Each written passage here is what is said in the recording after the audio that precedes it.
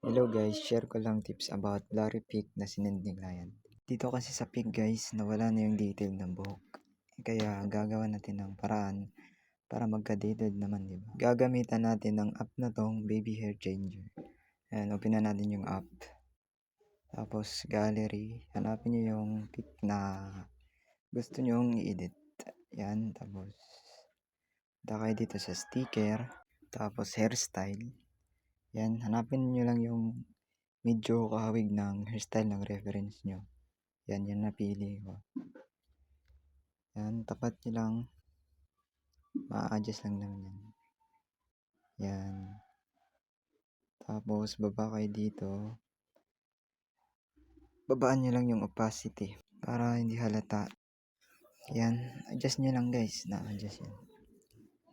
Tapos, save nyo na. Yan. Yan, tapos balik na tayo. Yan ang gagayahin natin. Gamit ko nga pala dito guys is oil pencil ng Brute Poner. Unang lapad nga pala guys is blue. Yan. Tapos black. Yung mga dark yung inuuna ko guys. Dark part. Yan. Ganyan lang. Diba? Tapos light gray para sa blending. Wala, natapos na. Yun lang guys. Salamat. Sana nakatulong.